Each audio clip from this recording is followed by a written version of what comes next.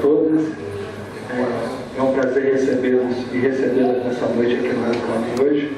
Nós vamos promover um debate extremamente importante do ponto de vista da gente aprofundar o nosso acúmulo de conhecimento nessa temática da igualdade racial, que ela é de fundamental importância não só para nós negros, mas também para os nós negros, porque a superação das desigualdades ela é preponderante para a gente construir uma sociedade mais justa e mais igualitária. Quando nós pensamos na 12ª Semana dos Museus e o Conselho propôs essa audiência com esse tema, objetiva, do ponto de vista político, nós reforçarmos a necessidade das políticas de ações afirmativas e também a gente ter um olhar diferenciado para o trabalho que o museu desenvolve aqui, nos seus cursos, nas suas oficinas, da importância social e econômica que a arte e que a cultura promove para a população negra hoje e ao longo da história sempre foi uma forma de inserção dessa sociedade. Eu vou chamar a composição da mesa, vou iniciar chamando o vereador Dan Schecker, nosso parceiro nessa audiência, e de pronto, agradecer à Câmara Municipal por essa parceria, a Câmara que, ao longo da história, ela sempre se colocou ao lado dessas políticas, tanto que nós aprovamos uma lei de cotas em regime de urgência na Câmara Municipal, então faça esse registro aqui em nome do Conselho Gestor do Unicane. Chamar também para compor a mesa a Maria Anita Falcão, ela que é a gerente de promoção de igualdade racial do município de Vitória. Chamar a nossa palestrante dessa noite, a Tatiana Dias da Silva, ela que é pesquisadora do IPEA.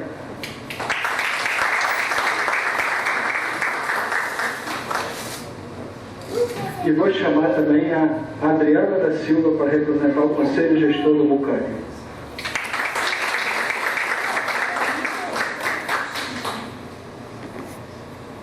Bom, passo a palavra ao nosso vereador Dan Schecker, que vai conduzir os trabalhos dessa noite.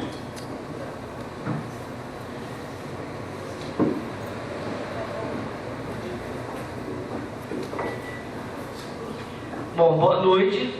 Essa é uma audiência pública da Câmara Municipal que nós estamos fazendo fora do recinto do plenário, porque o regimento permite que se façam sessões desse tipo, audiências, fora do ambiente lá do plenário, que fica ali na Avenida Beira-Mar. Mas o alcance é o mesmo de uma sessão normal da Câmara, até porque é filmado, passa depois no Canal 12, passa na internet. Isso tudo serve para reforçar o debate que a gente vai fazer aqui. Escolhemos um tema importante, que é a discriminação racial e as ações afirmativas no mercado de trabalho. É uma necessidade que se impõe. Nesse mês de maio é um mês que também um mês, do ponto de vista histórico, contém uma data muito importante, que é o 3 de maio, do ponto de vista histórico.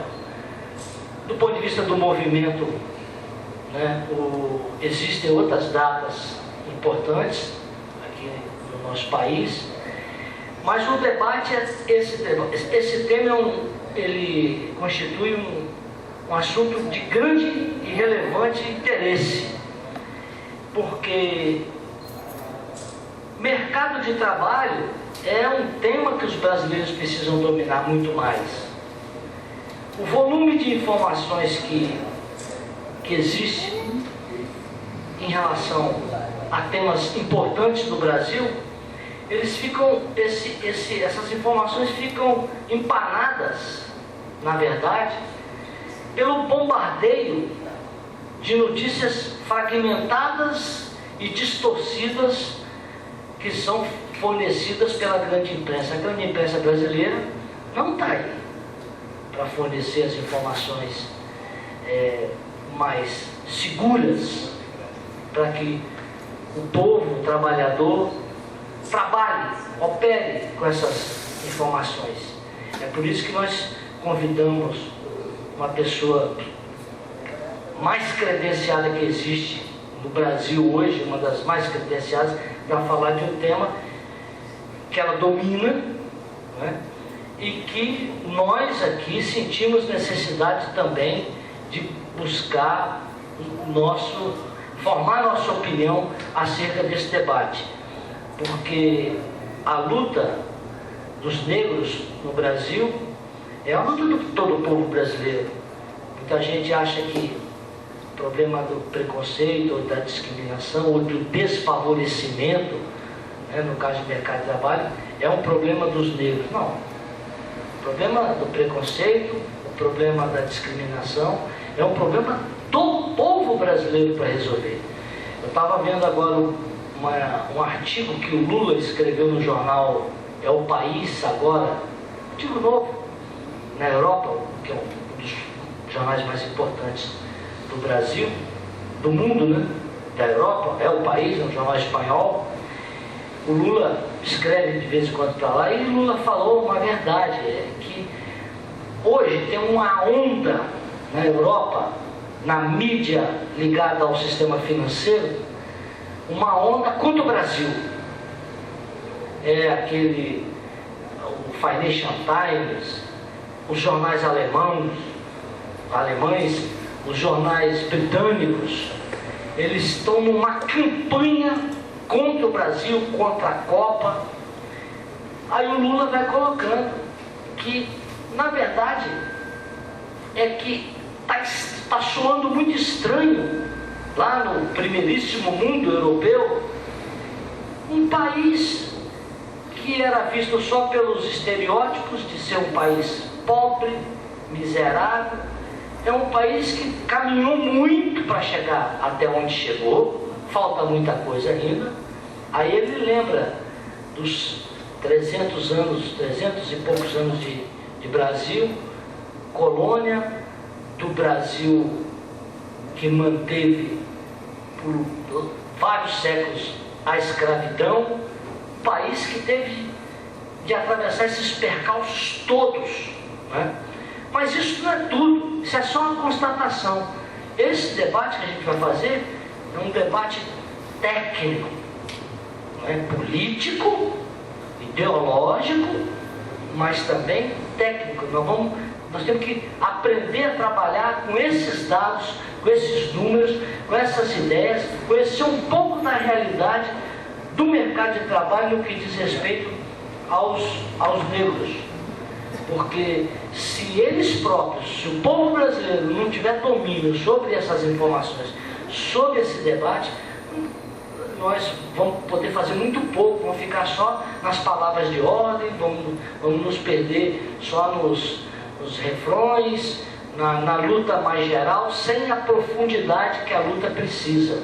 Conhecer o fenômeno é muito importante, é fundamental para que a luta se desenvolva e ganhe sentido, não seja uma luta pela luta, seja uma luta com uma visão estratégica para se alcançar objetivos importantes para o país. Então, eu agradeço a presença de todos aqui e vamos a uma noite de grandes debates e informações. Muito obrigado.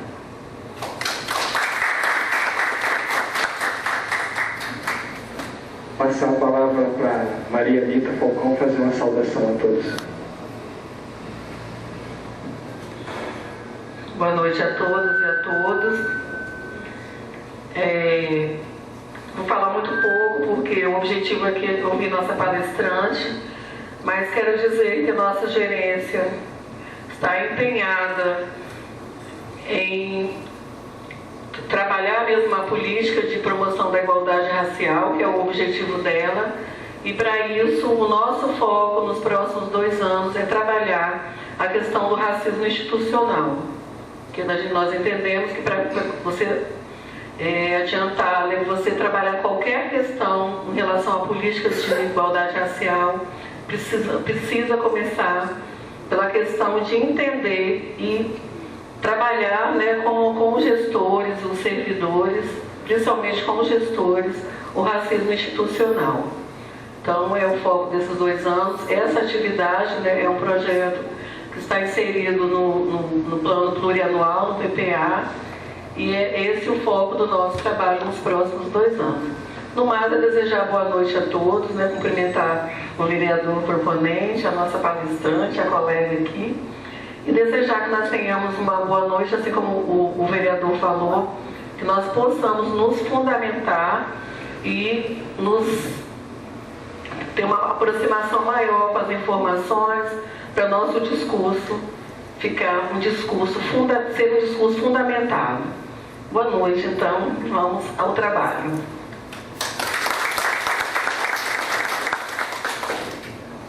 Gostaria de registrar algumas presenças, a doutora Karen, representando a Comissão de Igualdade Racial do AB, o Antônio, que é do Cid Nunes, professor, agora é professor, né? O Ronaldo Barbosa, que é presidente estadual do PCdoB. Não poderia deixar de registrar e agradecer a presença do Saul Pereira, militante histórico do movimento negro. E passo a palavra para a Adriana fazer a sua saudação.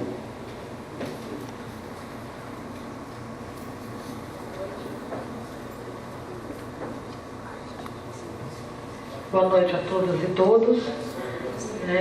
Para a gente é de fundamental importância, né, hoje estarmos fazendo essa audiência aqui, agradecer ao vereador Nami, né, por ter, né, atendido nessa parceria, né, saudar aqui a Anitta, né, colega de trabalho, e a nossa colega aqui, né, de longas datas aí, né, que se vem nesse debate. Enfim, para o Conselho de Igualdade, para o Conselho aqui como gestor do Mucane, né, tem sido assim, de grande importância a gente começar a puxar esses debates e fundamentar de fato, né, essa política implementada no município de Vitória. A Anitta tocou muito bem, hoje é uma política do movimento negro trabalhar o racismo institucional. Porque nós temos percebido que não adianta a gente falar do racismo sem tocar no racismo institucional, que é aquele que passa por dentro da gestão, é aquele que passa por dentro do legislativo, dentro dos órgãos públicos, que de fato não implementa essa política.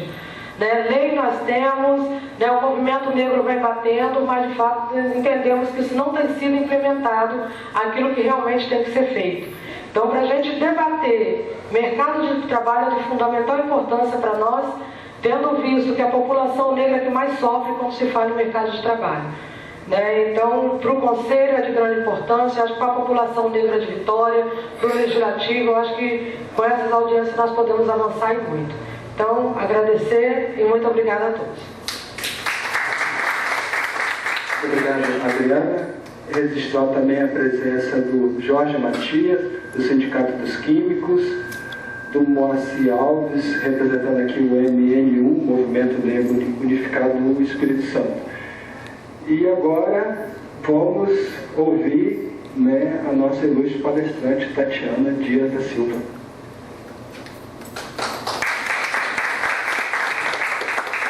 Boa noite a todos e a todas.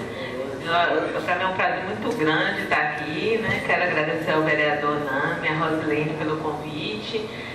Para também saudar toda a mesa, a gerente Anitta, a Adriana, o Wellington, nosso colega aqui do vídeo que salvou meu pendrive, e todos vocês que dão prazer e pela atenção aqui de compartilhar essas reflexões comigo. Bom, inicialmente eu vou fazer uma apresentação um pouco do trabalho, que a gente desenvolve. Vou tentar não cansar muito vocês com muitos números, para a gente poder debater e discutir mais. Eu sou pesquisadora de IPEA na diretoria de Estudos e Políticas Sociais. Dentro dessa diretoria, eu trabalho na coordenação de estudos sobre igualdade de gênero e raça, mas me concentro mais no estudo sobre a questão racial. Dentro do IPEA, a gente tem algumas atividades assim, mais ordinárias, mais corriqueiras. Uma é o acompanhamento acompanhamento da política, né? Então, nós fazemos um trabalho de acompanhar as políticas nas diversas áreas sociais, na educação, na saúde, no trabalho e na parte de igualdade racial. Dentro desse trabalho, a gente produz um boletim, que é esse aqui, que tem hoje 9 capítulos, né, acompanhando as diversas áreas, e desde 2003 a gente tem um capítulo sobre a questão racial. Então, fazendo uma propaganda, mas uma boa fonte também para quem está querendo discutir e ver um pouco dos caminhos pelos quais a política de igualdade racial vem passando, né? Desde o início da CEPI a gente tem esse boletim, então todas as publicações são disponíveis online também. Também a gente trabalha com assessoria e participação em conselhos, em grupos de trabalho dentro do governo federal. Hoje a gente tem em curso 2 acordos de cooperação, tanto com a CEPIR como com o MEC, na discussão da implementação da lei da RMC 139. E também tentamos prospectar outras temáticas, discutir e trazer outros debates. Então, por isso, é muito importante para a gente estar nesse diálogo, estar construindo, né, saindo um pouco do foco específico da pesquisa e estar dialogando sobre as informações, sobre os dados, porque sempre a gente volta cheio de insight. Eu tive a oportunidade de vir aqui em 2000 como pesquisadora, né, já tinha vindo antes, em 2012, aí fui muito bem recepcionada ali pela Val, por toda a equipe, né, eu sempre me da CECID, né, da CECID, e porque nós estávamos em curso com uma pesquisa sobre cotas no serviço público. Né? Nessa época ninguém pesquisava e para a gente era assim, uma surpresa muito grande que a gente tivesse tantos municípios e estados com cotas e ninguém falava muito sobre isso. Então, nesse boletim número 20, a gente lançou uma pesquisa inicial, já publicamos outras coisas também e tivemos a oportunidade de fazer um levantamento dos estados e municípios que tinham cotas no serviço público e visitamos aqui Vitória para conhecer mais o caso, né? Vitória com um caso bem sui generis, né? Dessa lei que vai e que volta. Fomos também no Paraná, que a lei do Paraná é uma lei estadual, lá tem cota não só no executivo, mas também no legislativo e no judiciário, a partir da mesma lei. Nós vimos lá editais de concurso para juiz, né, com cota. E fomos no Cubatão, também em Salvador, porque era a última experiência que a gente tinha tido contato. Então, é um pouco falar sobre essa trajetória, né, esse conhecimento daqui. Nós temos um site no IPEA, que é ipea.gov.br, que na parte de publicação vocês podem acessar gratuitamente qualquer publicação do IPEA, mas a gente criou uma página que é ipea.gov.br/igualdade racial, tudo junto, onde a gente concentra todas as publicações que a gente tem sobre a temática racial. Então, inclusive, essas publicações estão lá disponíveis. E além disso, a gente tem algumas planilhas com indicadores atualizados, aí, com a PNAD de 2012 também, com dados agregados por cor ou raça. Eu trouxe também aqui, vou deixar já para a biblioteca, né, também para o gabinete do vereador, umas publicações mais recentes da área, que é um livro que a gente lançou aqui no Ano Internacional dos Afrodescendentes, quer dizer, lançamos depois do ano, mas durante o ano nós fizemos uma série de debates sobre trabalho doméstico, a educação das relações étnico-raciais, segurança pública, e aí foi lançada essa publicação, Igualdade Racial no Brasil, e mais recentemente um dossiê de mulheres negras, né, sobre vários aspectos, a educação, a questão de pobreza, vários aspectos também produzido por mulheres negras. Inclusive eu, também tenho um capítulo aqui. Bom, então passada essa parte, vamos para a apresentação. Eu vou tentar fazer uma apresentação não muito grande, mas vou falar sobre 2 blocos. O primeiro, falar um pouco sobre os dados de desigualdade,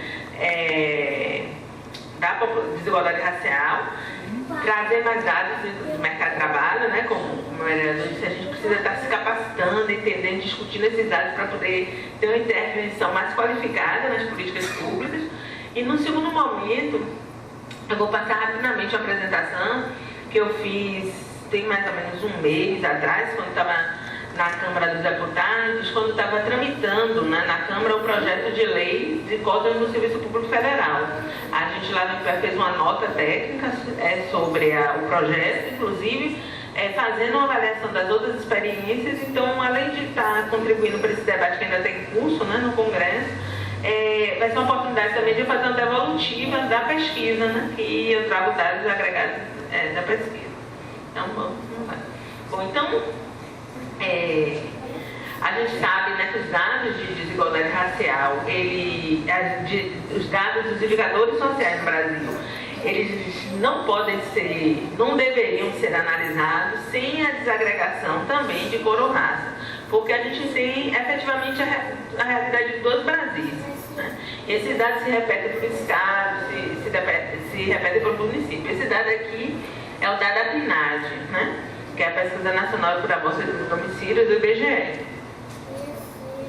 Nessa pesquisa, a gente agrega os grupos, as pessoas que se declaram como pretos e pardos dentro da categoria negras, né? Então a gente está vendo aqui um indicador bem utilizado, que é a média de anos de estudo da população de 15 anos ou mais de idade. Então, como a maioria dos outros dados, a gente vai ver que a gente tem avançado muito nos indicadores sociais, temos conquistado um patamar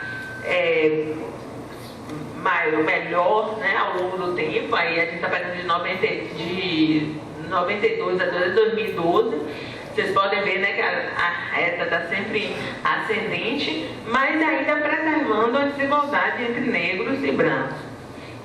Isso é muito importante que a gente coloque, porque um dos grandes discursos que são postos em oposição às políticas de igualdade racial é que a gente tem melhorado e que, né, as políticas universitárias estão dando conta e estão melhorando a situação de vida para a população negra, mas nós não estamos falando, nós queremos melhorar, mas queremos uma melhoria com equidade, né? Então, essa linha tracejada abaixo é o que a gente chama da razão da desigualdade, que é a taxa da população negra sobre a taxa da população branca. Então, por exemplo, em 2092, quando a escolaridade dos negros era de 4 anos de estudo, uma média de 4 anos de estudo, a da população branca era de 6,1.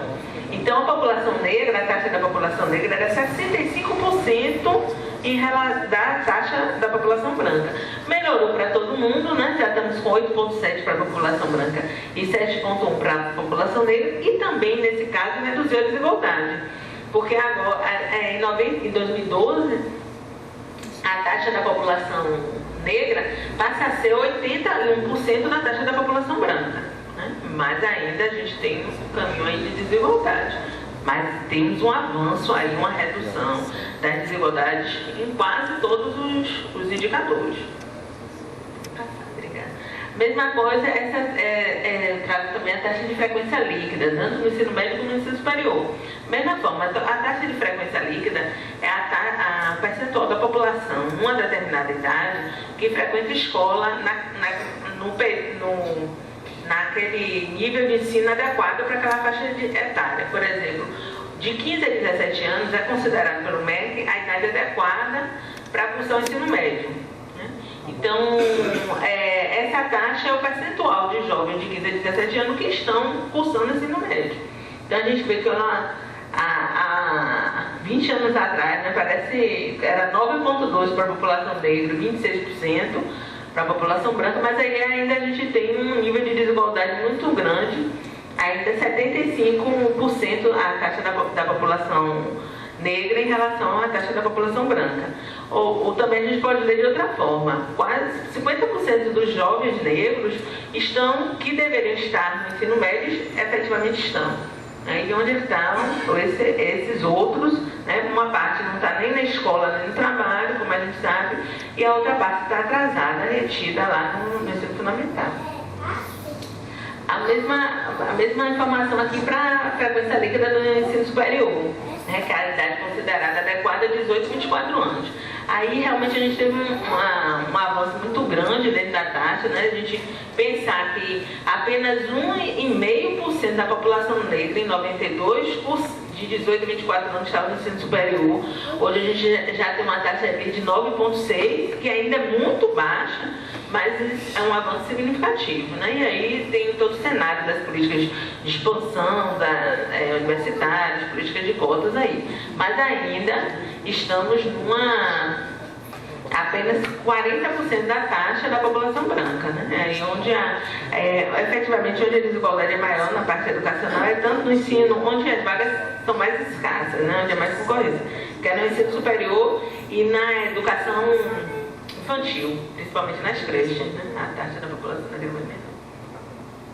Bom, chegamos aqui aos dados de mercado de trabalho também. Então, o desemprego aberto, né, aquelas pessoas que estão sem trabalho, estão procurando trabalho efetivamente.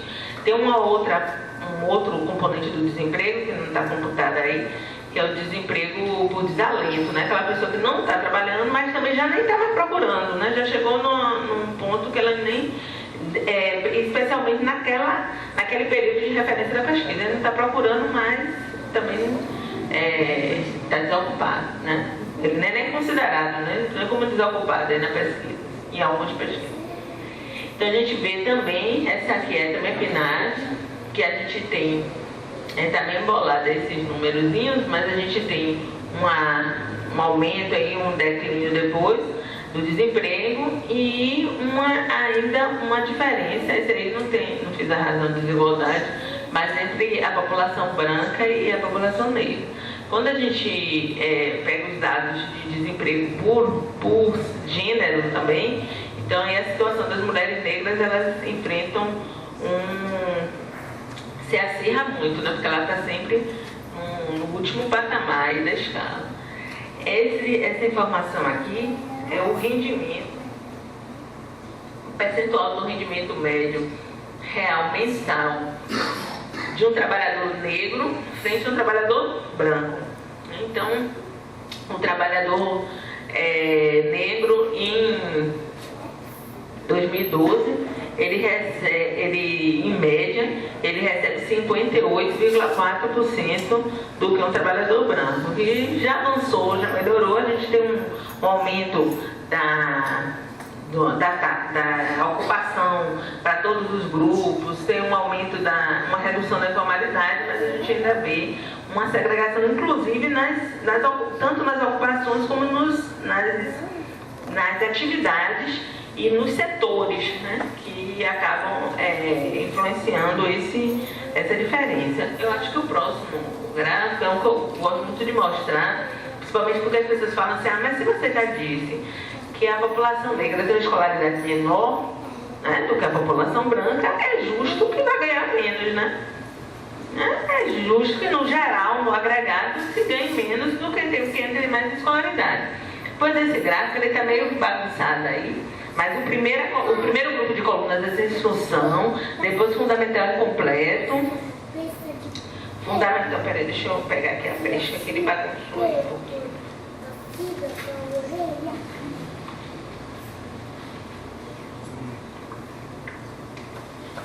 A primeira coluna é sem instrução e fundamental completo. A segunda, fundamental completo em médio e completo. Depois, médio incompleto e superior incompleto. A penúltima é o superior completo. E a última é de uma forma geral, né? Geral. O que esse gráfico mostra? Que mesmo com as pessoas que têm o mesmo nível de escolaridade, você tem uma diferença acentuada por gênero e por raça. Então, por exemplo, pegando o exemplo do superior completo, esse gráfico ele é feito em proporção a quem recebe mais, que é o homem branco, né? Então, tomando como referência esses trabalhadores de 16 anos ou mais em relação ao trabalhador branco, a primeira coluna, que os homens negros, com ensino superior completo, recebem cerca de 70% em média do que um trabalhador branco com a mesma escolaridade. A segunda coluna são as mulheres brancas, né? Então, aí na remuneração, né, a questão de gênero, ela se coloca bem expressiva. E por último, as mulheres negras, com 41% da participação dos homens brancos. Aí a gente está isolando a escolaridade. A gente poderia isolar outros fatores. Tem outros estudos que isolam idade, porque uma proxy de experiência, né? Quanto mais velho, ou seja, o trabalhador, a tendência é que ele tenha mais experiência e aí também consiga oferir mais no mercado de trabalho. A gente isola também setor de atividade, porque na agricultura você vai ganhar menos, normalmente, em geral, do que na indústria.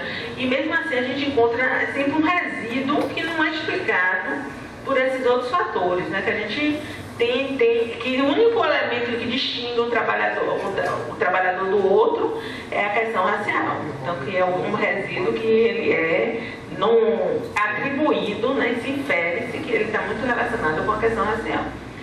Aqui também a gente tem a questão da própria segregação das ocupações, né? Então, se a gente for, a gente vai ter um outro que vai, eu não trouxe por grupamento de atividade, mas a gente vai ter outro que posiciona a ocupação e tal, que você sabe que a maioria dentro do trabalho doméstico mais ocupada por mulheres e dentro das mulheres, as mulheres negras. Se você chega no setor de cuidado, né, dos serviços sociais, da educação, a presença dos trabalhadoras, né, mulheres, é muito maior. Então, e normalmente, a presença tanto da população negra como da população feminina, ela é maior, não é por acaso, nos setores que têm menor remuneração. E isso vai se refletir também nesses dados. Né? E ele acaba sendo... tem toda uma série de estudos que vai fazer essa discussão, né? Como ele a valorização social, ele acaba interferindo na alocação dos cargos também por gênero e por raça. Então esse é um outro parecido, né? Com a desigualdade de rendimentos por faixa de anos de estudo também, que a gente vê entre negros e brancos, sumiu o negócio do negro e branco. Mas não, aí a gente já dá para saber que a coluna maior da população branca, né, dos rendimentos, e da menor da população negra. Pode ficar? Bom, esse gráfico ele fala sobre a distribuição da população por posição na educação, por posição na ocupação, por exemplo. Então, funcionário público. Dentro dos funcionários públicos, eu dividi, né? Não dá 100% em cada, somando cada um, porque tem os outros, né? Tem os indígenas e os amarelos também. Mas entre negros e brancos é quase mais de 98%, 99% em algumas categorias. Então, só para, por exemplo, dos funcionários públicos, 53%, quase 54% são brancos e 45% são negros. Quando eu apresentei um dado parecido com esse, na época que estava a discussão do PL das cotas, aí teve um jornal lá de Brasília que botou. Aí me perguntaram e tudo, eu expliquei os dados. Aí daqui a pouco, eles botaram assim, 45% dos servidores públicos são negros. Pra que cota? Eu até falava, né? Mas pra que cota se 45% são negros?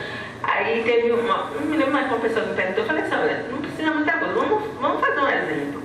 Você entra no hospital público, quem vai abrir a porta? Né? São todos servidores públicos, quem está abrindo a porta?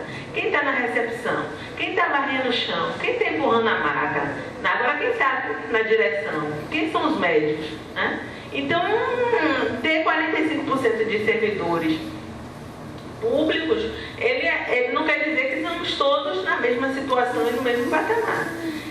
Quando eu também fui fazer esse material sobre as cotas, aí, por exemplo, a gente vê que a presença da população, das mulheres, né, e da população negra, ela está muito mais no serviço público municipal, que tem a atribuição com as tarefas do cuidado, né, de educação, do serviço social, de saúde, muito maior do que no serviço federal.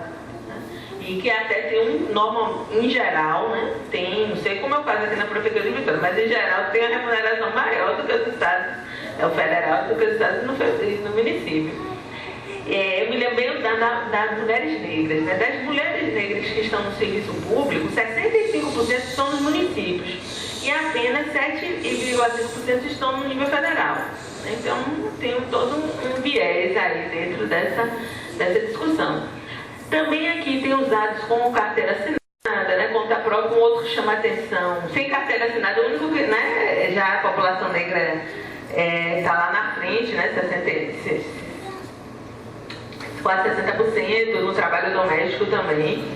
E embora a população negra seja 51%, né, vamos dizer 52% lá no total na última coluna, ela está muito sobre-representada dentro do trabalho doméstico, né, do trabalho sem carteira, né, e desse outros, normalmente são trabalhos não remunerados, né, trabalho para próprio consumo, ajuda de familiar. Já no empregador, por exemplo, 67% dos empregadores são trabalhadores brancos. E essa não está boa, não está legal essa. Essa é a mesma coisa vista de outro lado. Se eu for analisar os brancos, como é que eles estão distribuídos dentro das posições, porque ali eu analisei todos desses os empregadores, quantos por cento são brancos, quantos por cento são negros. Aqui eu estou analisando dos brancos, quantos por cento dos trabalhadores brancos se ocupam em cada um dos setores. Deixa eu aqui, me baralhou aí, porque mudou. Eu fiz no PowerPoint, aqui é outro sistema, ele deu sujo. Então, por exemplo, a gente vai ver aí, acho que eu vou até passar isso aí, que vai ficar muito embolado para explicar. O outro são os de contribuinte na PEA, que é a população economicamente ativa. Quem contribui tanto para o INSS como para os regimes próprios, né, funcionário público. E a gente vê também lá o homem branco, aquela corrente é a vermelha, né, mulher branca ou preta, e embaixo, as duas abaixo, dos homens e das mulheres negras. O bom sinal aí é que um ponto está melhorando a contribuição, né, que se reflete também a partir da própria o aumento, a redução dos trabalhos informais, né, o aumento da formalidade, o maior nível de emprego e também reduzindo mais as desigualdades de gênero. Então, o que nos leva, tanto porque eu tenho mais mulheres também, né, no mercado de trabalho, e as mulheres também mais cobertas ao longo do tempo, mas ainda está expressa aí a desigualdade. Esse dado aqui para Vitória, porque na PNAD só dá para a gente desagregar os dados até estado ou grande região, mas e Vitória não está dentro das regiões metropolitanas trabalhando na PNAD. Então eu tive que pegar alguns dados só do censo, né? Só dá para a gente analisar o estado.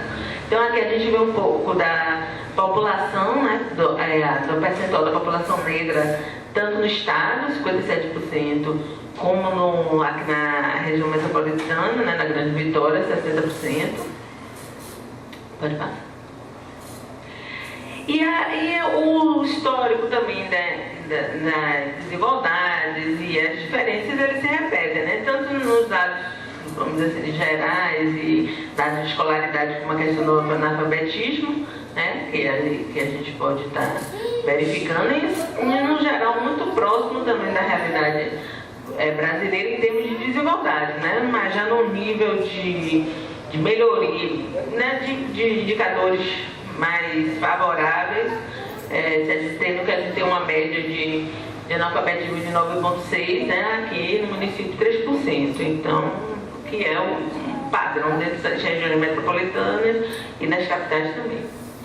E por fim, esse dado de taxa de desocupação, que também vai se repetir, né, um percentual de desocupação muito maior para aquele taxa lá de desemprego, né, muito maior para as mulheres negras, na última coluna, e do que para os outros grupos. Eu trouxe, diante desses dados, né, dessa constatação, eu trouxe umas categorias aqui de ações afirmativas, já que é dentro da nossa discussão, que procuram enfrentar esse cenário, né, de desigualdades dentro do mercado de trabalho, que é um cenário estruturante das condições de vida. Porque o mercado de trabalho vai influenciar no nosso acesso às políticas, aos bens, a própria questão da aposentadoria, do envelhecimento e a própria formação das outras gerações, né? Então, se você tem famílias que podem proporcionar, que tem uma estabilidade, tem uma posição no mercado de trabalho mais estruturada, ela tem condição também de romper, ou buscar romper também com esse ciclo de desigualdade.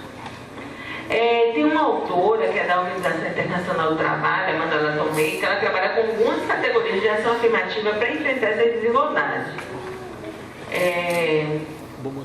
Uma é medidas de divulgação e recrutamento. Quando ela fala dessas desigualdades e dessas afirmativas, estou falando também num contexto, né, da internacional, porque você está falando da Organização Internacional do Trabalho, não apenas para o caso nosso específico, né, da questão da desigualdade entre negros e brancos, mas num cenário internacional, vários outros tipos de desigualdades regionais, de castas, né, de discriminação de estrangeiros, discriminação religiosa também que afeta no mercado de trabalho.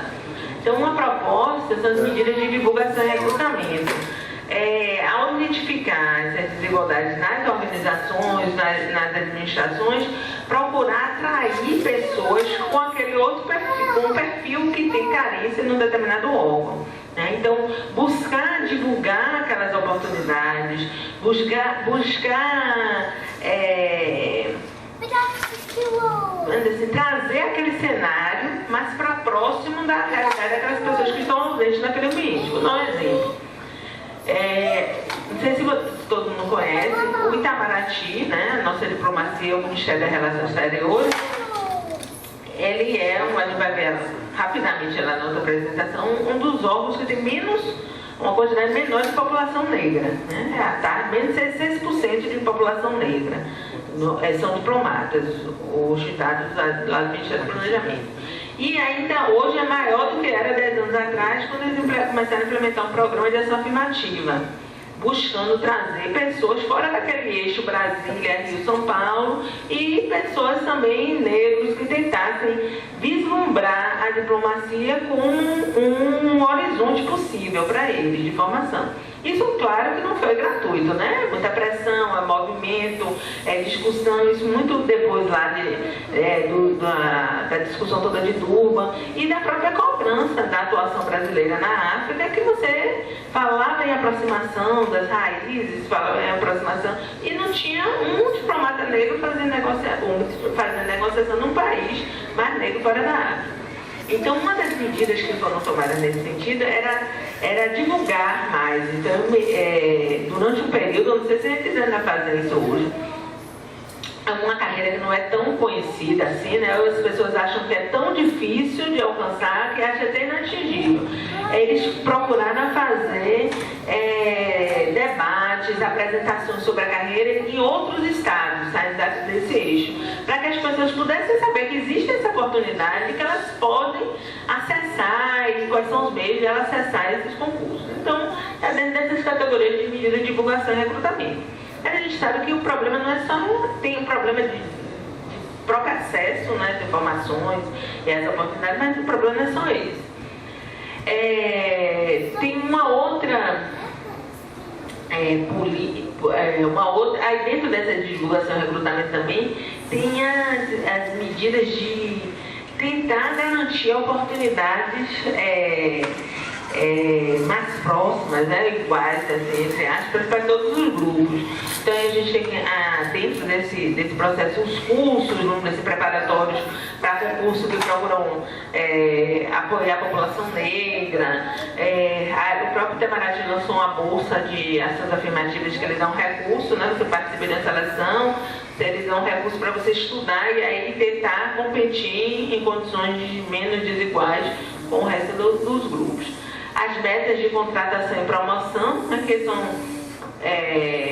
as políticas que elas procuram identificar qual é o meu déficit dentro daqueles grupos, que sejam mulheres, que seja a população negra, em determinada organização, e qual é o cenário que a gente quer daqui a 5, daqui a 10 anos, e quais são os meios que a gente vai buscar esse cenário. Isso é um pouco próximo do programa federal, que vocês conhecem, desenvolvido pela Secretaria de Mulheres, que é o Proequidade de Gênero e Raça. Então, você tem várias organizações que aderem a esse programa e estabelecem, não necessariamente metas, algumas estabelecem metas, outras estabelecem o cenário desejado e medidas para aumentar a participação de mulheres, de negros nos cargos, né, em promoções e treinamentos e tal. As políticas públicas de aquisição é quando o próprio Estado usa o seu poder, o Estado e empresas também, seu poder de compra para influenciar a cadeia produtiva, né? Então eu só vou adquirir produtos de empresas, ou vou colocar isso como cláusula de licitação. Aqui no Brasil a gente não pode ainda, né, entre aspas, para empresas que tenham programas de equidade, para empresas que não tenham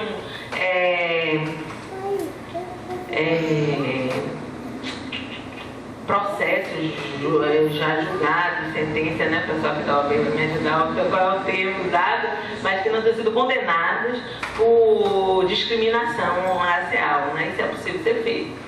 As medidas de empoderamento econômico, quando a gente procura favorecer, chegar a empréstimos, chegar a acesso a bens produtivos, a financiamentos para a população mais desfavorecida, no caso aqui a população negra, e os programas que acho que foi a opção mais contundente e que tem sido mais adotada no governo brasileiro, que é o de reserva de vagas, né? As nossas famosas cotas. Bom, então, falando isso, eu vou falar rapidamente sobre... Bom, pode passar para outra. Para outra apresentação. Eu vou falar rapidamente também sobre a apresentação. Prometo usar menos de 10 minutos. A apresentação que eu fiz sobre as cotas, o projeto de 6.738, que foi o projeto que a presidenta Dilma apresentou, apresentou na CONAPI, né, na Conferência Nacional de Promoção da Igualdade Racial, destinando 25% das vagas em concursos públicos federais para a população negra. Esse processo está tramitando. Passou na semana passada na CCJ do Senado e a gente fez na época, né, uma nota técnica falando sobre esse projeto. Tivemos a oportunidade de apresentar na Câmara. Bom, vou passar um pouco esse preâmbulo aqui. Pode passar. Bom, você lembra aqueles dados lá de anos de estudo que a gente fez que eu tinha apresentado logo agora? Esse também é um dado de desigualdade de renda de trabalhadores com a mesma escolaridade ocupados no setor público. Então a ideia também de trazer esses dados é de mistificar um pouco aquela noção que mas no serviço público as pessoas entram por mérito, não tem discriminação que tem no serviço no setor privado, e a gente sabe que a questão não é essa, né? É a questão de acesso às oportunidades. Em alguns cargos hoje você tem que ser estudante profissional, tem investimentos, altos investimentos para poder acessar. Então assim também vai mostrar que essas desigualdades são um pouco menores do que no mercado de trabalho em geral, mas elas estão bastante presentes. Pode passar. E aí, como a gente se lembra do dado da diplomacia, leu 5,9% dos diplomatas que entraram de 2007 a 2012 são negros. Esse aqui é um dado do Ministério do Planejamento, e você tem uma subnotificação aqui de 15% ainda, né? 15% das pessoas que ingressaram entre 2007 e 2012, elas não responderam a questão sobre a cor ou raça. Então, provavelmente, esse percentual ainda é menor, né? Porque se essas 15% entrarem, aí ainda cai mais. E normalmente a tendência que seria de maioria branca ainda reduz mais o percentual. Tá pardo ou negro, a gente sabe que negro é o conjunto de pardos ou pretos, mas tá pardo negro porque tá errado lá no Ministério do Planejamento, tá? Mas não tá. Então, carreiras como a CCVM, a Comissão de Valores Imobiliários, esse de Desenvolvimento Tecnológico que é do MCT, auditor da Receita, o oficial de chancelaria, que é uma carreira também da diplomacia, procurador da fazenda, você tem menos de 15% de negros dentro desses 85% que se identificaram. E aí, esse percentual é recente. Que algumas pessoas dizem assim, mas a gente não tem cota, né? Já não está tendo cota nas universidades, não. Mas esses é o grupo mais recente de servidores que já entraram, mas não vou dizer afetados, né? Já com o impacto total das cotas, mas é o que entrou no ano, né? 2 anos atrás. Esse ainda é o retrato que a gente tem. Imagina se a gente for pegar um grupo ainda mais antigo.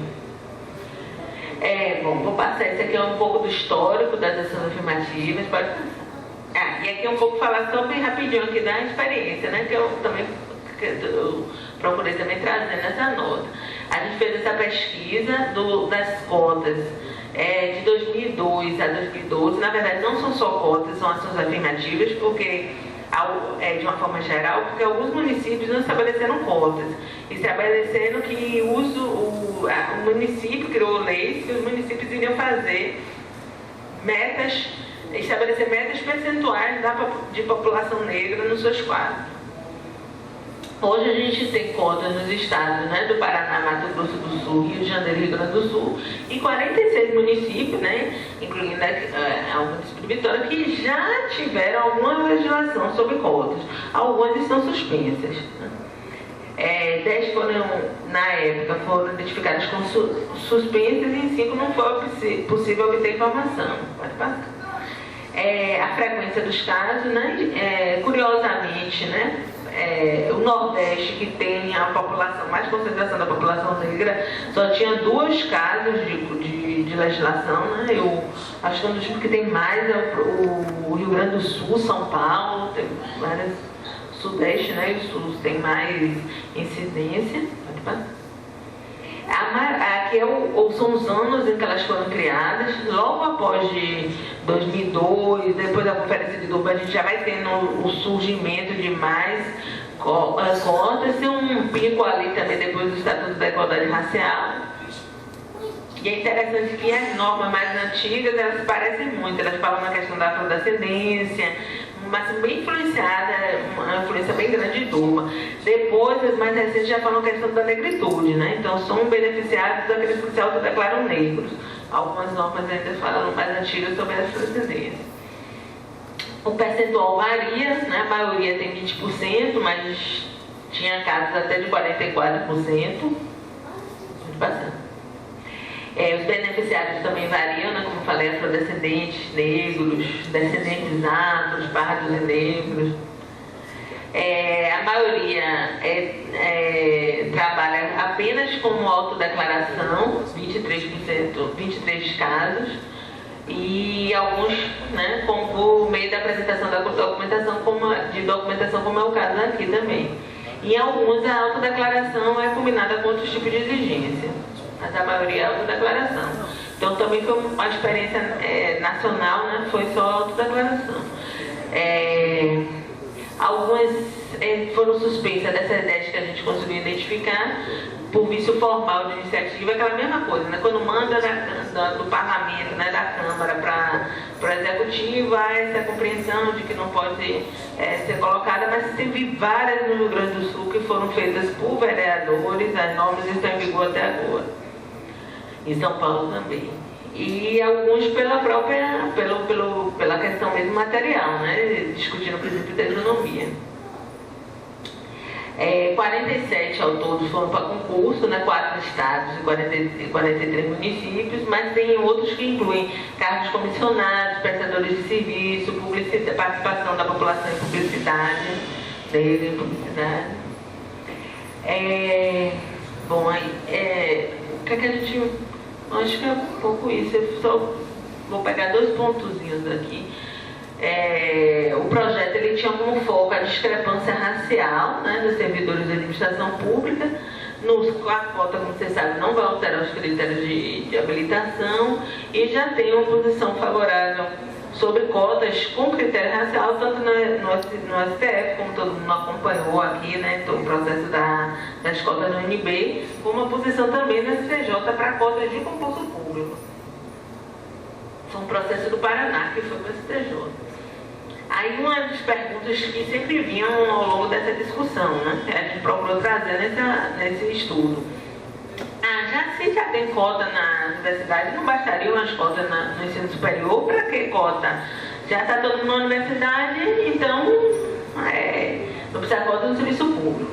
Então, até 2012, antes da lei das cotas, já apenas 52 das 129 instituições de ensino superior tinham cotas para negros. O resto, as outras tinham cotas para a escola pública, cota para a pessoa que mora na mesma região, então a maioria para a escola pública, mas para negros só 52% das instituições, só 52 instituições dentro das 129 que tinham cotas. Depois da lei de cotas, o ensino federal, o ensino público, no ensino superior, ele corresponde a cerca de 23%, 25% das vagas. A maioria é iniciativa privada, né? Mais de 70%.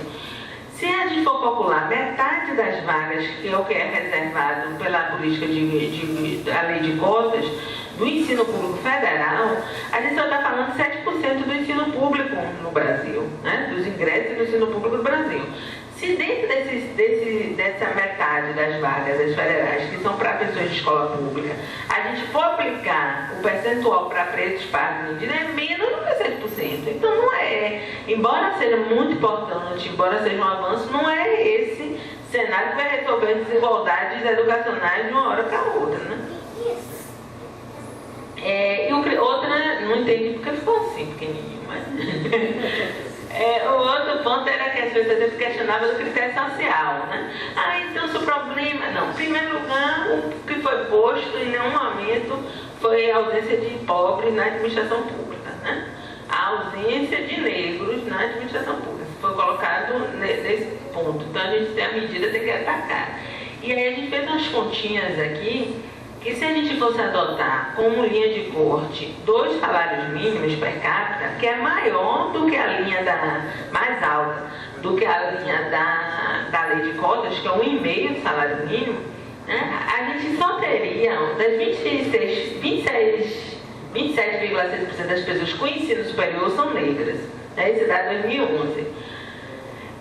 Apenas 11,7% das pessoas com ensino superior são negros com renda per capita de até 2 salários mínimos. Então, se a gente botar um corte racial, só 12% das pessoas com nível superior vão poder concorrer, menos até do que o percentual, né, das cotas. Para a mesma coisa para alguns concursos que a gente sabe que ou exige pós-graduação, ou a pós-graduação conta bastante para o concurso, né? Ganhar pontuação extra, que são os concursos mais disputados. São aqueles que a gente não está falando necessariamente dos concursos que nós já estamos, que a população negra já está, os concursos de nível médio, os concursos daqueles, né? Que já tem uma participação grande. Então, nós falamos dos concursos mais cobiçados. E neles, muitos exigem ou pontuam, distinguem aqueles candidatos que têm pós-graduação. Apenas 20% das pessoas, 19,8%, com pós-graduação são negras.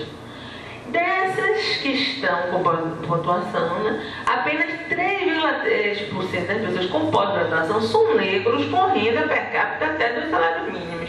Então, efetivamente, a gente ia ter uma política que não ia atingir o objetivo, né? Se eu ainda estou pegando 2 salários, não estou pegando nem 1,5, que é o limite do ProUni. Se eu botar 1,5, daqui a pouco não vai ter mais ninguém negro com ensino superior que possa se candidatar. Então, foi esse os argumentos.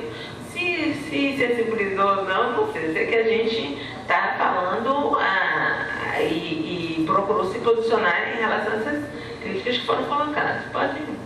Bom, a gente faz também um alerta para a questão da necessidade de acompanhamento dos programas.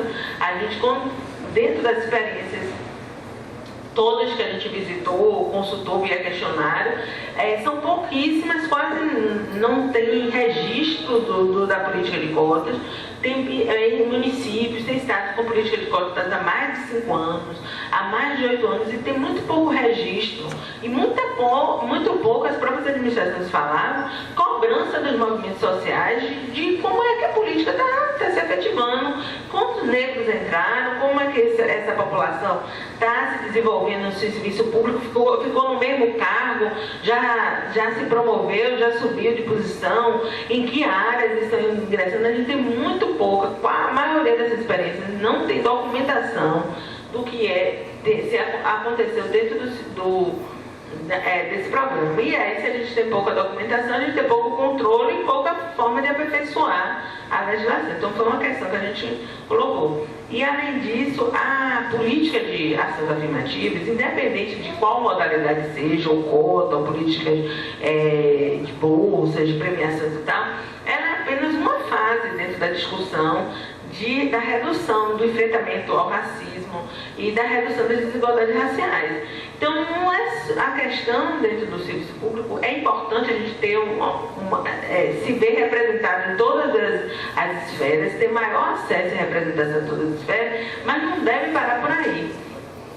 Se a administração reconhece a administração pública, como é o caso agora, como foi o caso aqui da Prefeitura de Vitória, como está sendo o caso em discussão do governo federal, reconhece a presença do racismo, reconhece a pouca participação da população negra, isso não pode ficar limitado, ainda é muito importante, a presença de profissionais negros a partir das cotas.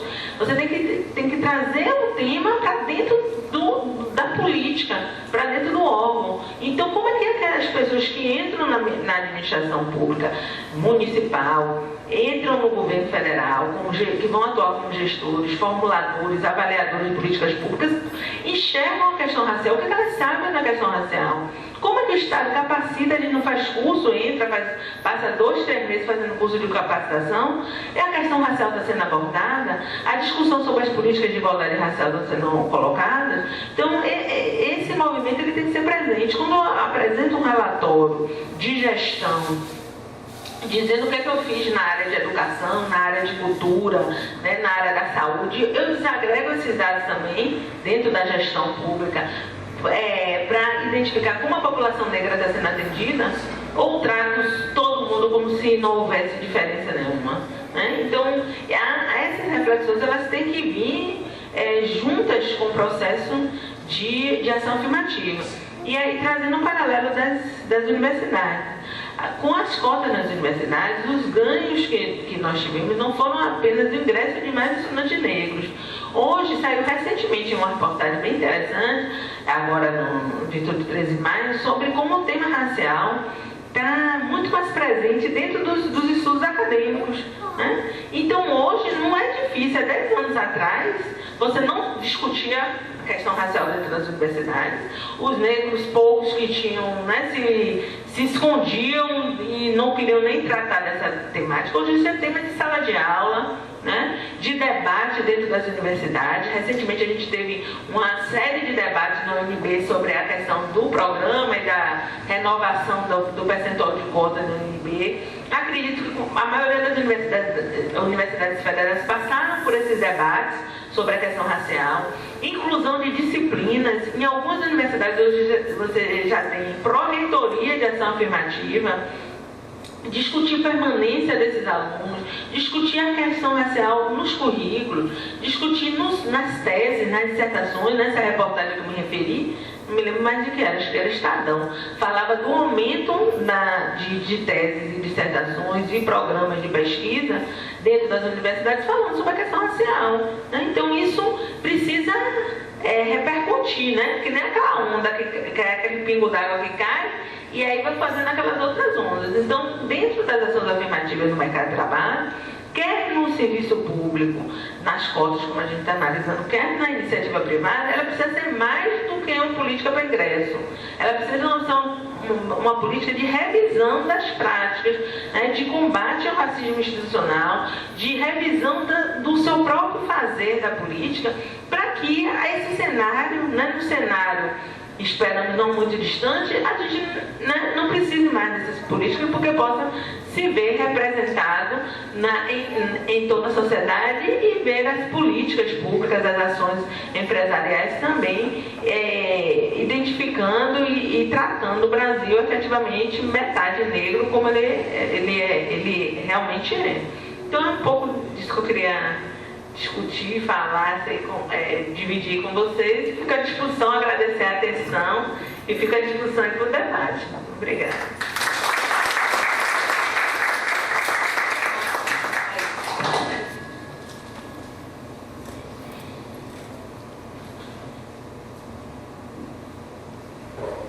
Enfim, vamos agora para o segundo momento da nossa atividade aqui. Nós vamos fazer inscrições para quem quiser tiver alguma pergunta à nossa palestrante. Antes, porém, eu gostaria de registrar a presença do pai Carlão, do Fórum de Religiões Africanas de Cariacica, ele é responsável pela área de educação no Fórum de Religiões de Matriz Africana. Eu acho isso extremamente importante, porque uma das que eu considero maiores implicações para a efetivação da Lei 10.639 dentro das escolas é porque ela passa necessariamente pelas religiões de matriz africana, que são a base da nossa herança cultural. Então, agradecendo a sua presença aqui, pai Carlão. Então, Moacir, primeiro inscrito, Jorge Matias, Saul, pode vir aqui.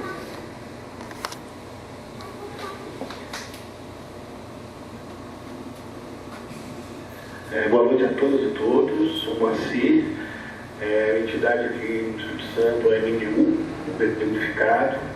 Também sou assessor parlamentar, deputado estadual, Paulo Ferreira. Então, Tatiana, ouvindo a sua explanação, um termo que para mim é muito caro, acho que também para o movimento negro, sobre as escolas raciais, é o termo afrodescendente, né?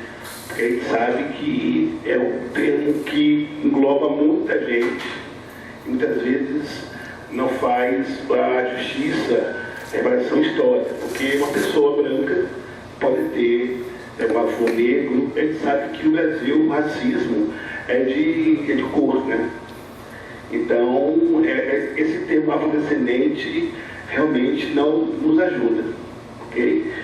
Outra questão é a questão que o Brasil hoje é um país que, em termos de desemprego, é um dos países que tem uma das menores taxas de desemprego. O problema é que os empregos gerados são empregos precarizados, né? E aí está a população negra, na sua maioria. E a gente entende que é através da educação, né? Através do ingresso de negros e negras na universidade, pública e também privada, e eu acho que é preciso ampliar mais vagas nas universidades federais, para que os negros possam, no futuro, ter um emprego mais qualificado. Porque, na verdade, o problema hoje talvez não é tanto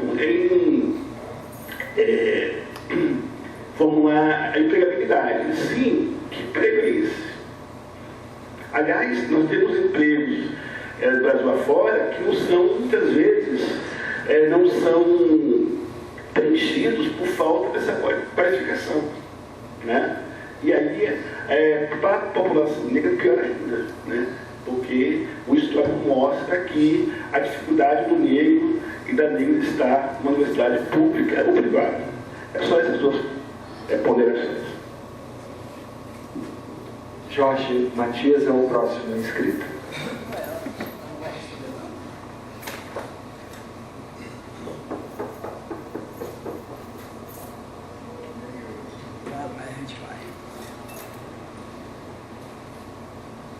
Bom, boa noite. Tatiana Dias, né? Tatiana Dias. Bom, meu nome é Jorge Matias, eu sou o presidente do Sindicato dos Químicos e queria parabenizar pela essa audiência pública, né? Importante, só que pouco muito tarde, né? Eu deveria ser mais cedo para que pudéssemos ter mais concorrido aqui essa participação. Bom, a discriminação racial no Brasil é muito grave, gravíssima, muito grave. A questão também da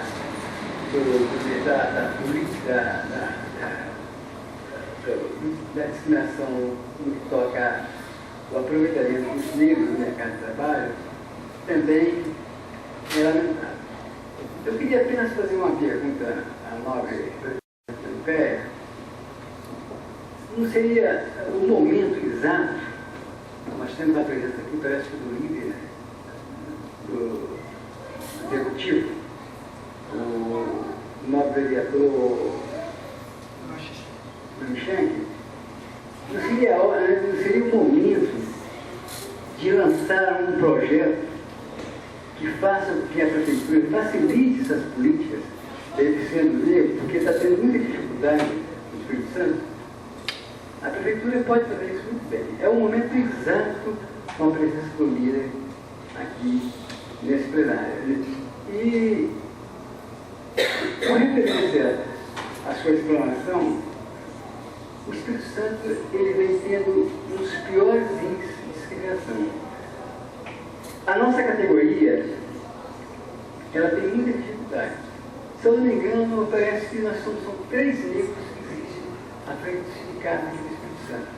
É o portuário, o sindicato dos arrumadores e o sindicato dos químicos, somos nós. E eu queria dizer também, olha, que os órgãos éticos e fiscalizadores da profissão, os conselhos chamados Conselho Fiscal Normativo, também tem 1% ou menos de presidentes nos seus respectivos poderes. Observe bem, então no Espírito Santo, nosso Conselho de Química estava ligado ao Rio de Janeiro, a região do Rio de Janeiro, que é a terceira região, já lançou aqui, e já temos agora um presidente negro, do Conselho Regional de Química. É o primeiro Conselho Regional de Química no Brasil que tem um negro, aqui na nação. Então, eu pergunto à sua pessoa, não está no momento exato das políticas municipais, os entes federados, fazer uma política mais séria, partindo de Vitória, inclusive o livro do Executivo está aí presente, com mais seriedade, para que a gente possa ter as oportunidades equalizadas nos municípios, aliás, nos setores públicos, para que a gente possa ter as oportunidades iguais para todos, com os negros participando efetivamente nessas oportunidades. Então eu acredito que a senhora fez uma explanação esplêndida, muito bem aproveitada pelo pessoal aqui presente, e eu preconizo, torno a falar, é o momento exato para que o nosso líder faça um projeto junto ao Executivo Municipal e que os outros entes, tanto o município estadual como federal, viessem acompanhar o exemplo dele. Então, eu espero que daqui para frente a gente possa ter as oportunidades e o aproveitamento melhor dessas oportunidades geradas nos municípios através desses projetos de lei que venham a beneficiar o Espírito Santo, o movimento negro. Todo o movimento afro, acredito que vai ficar certamente agradecido caso o nome representante do Executivo parte desse projeto para beneficiar os negros. E é porque a gente certamente não sai daqui com aquela imaginação de que no momento está havendo um oportunismo político para que esse movimento venha. Então, eu espero que, através da sua esplêndida explanação, colocou aqui, que é gravíssimo. A discriminação racial não é só grave no Espírito Santo, ela é no Brasil inteiro.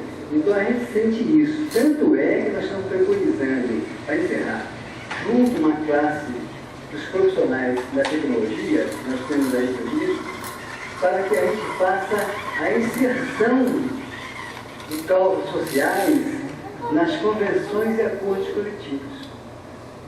É difícil. Então, todos os acordos coletivos de trabalho e todas as convenções para que haja inserção beneficiando os movimentos aqui no Espírito Santo, a partir do Espírito Santo. Porque o Espírito Santo precisa também dar esse exemplo. E se eu não me engano, eu acredito que vou dessa última afirmativa, o Espírito Santo vai ser o primeiro Estado, a primeira unidade da federação, cujo sindicato vai criar uma intra-aporte, quer dizer, um alto desconto da contribuição, um alto desconto do sindicato para beneficiar o movimento negro. o movimento negro não tem condições financeiras para levar à frente qualquer pleito que venha surgir. É lamentável, a gente tem que lutar contra esse pessoal, o capitalismo covarde e a certos políticos também que aproveitam o covarde. Então é essa a minha palavra. Obrigado, Jorge. Temos ainda o Saul Pereira, que é o próximo inscrito, e também o Marco Antônio. Saul.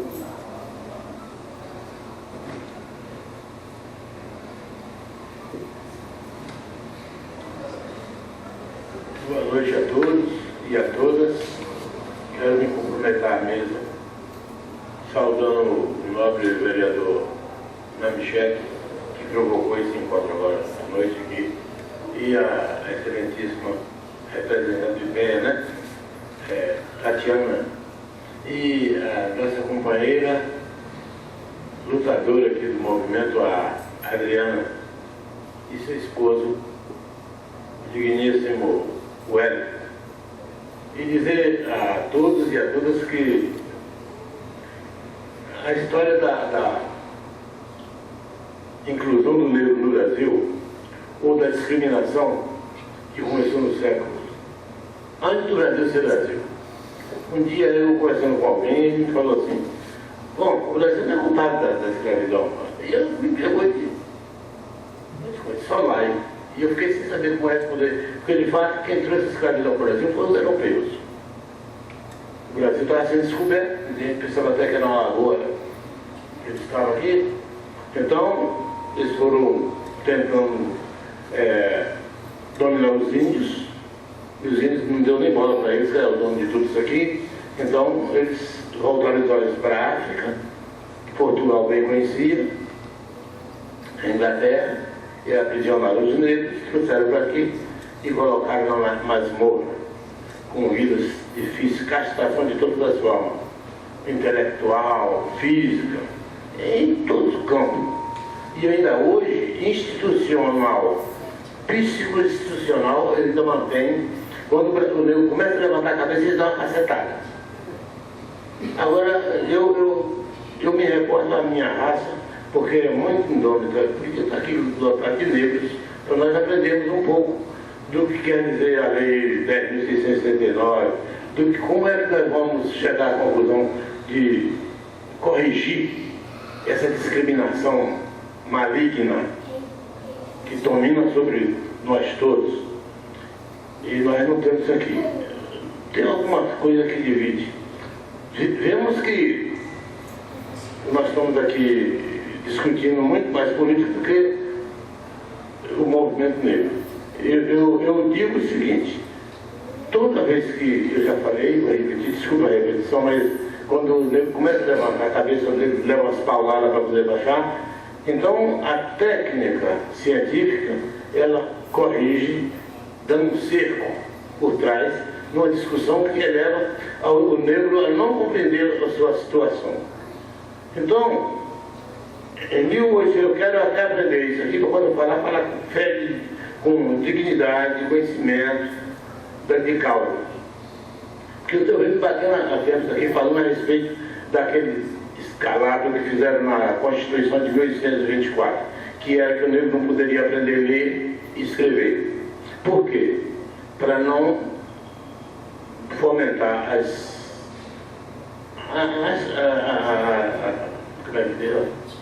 a discriminação e não subsair. Então foi dito que se o negro não podia ler e escrever, eu trabalhei pensando, armaram um gatilho em 1824 e a bala está pegando agora em nós.